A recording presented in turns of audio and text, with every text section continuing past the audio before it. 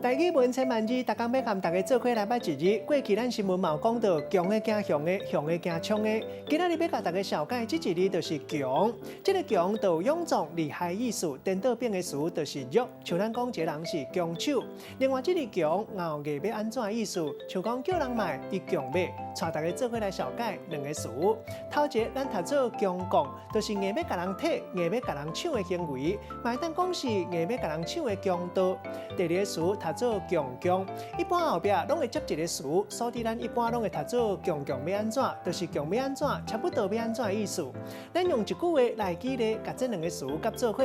譬如讲，因某伫要生啊，腹肚疼甲强要昏去，路边凊彩载一只车，甲因载去到病院。明查讲对方硬要甲伊强讲，化价化甲真悬，伊嘛就要答应伊。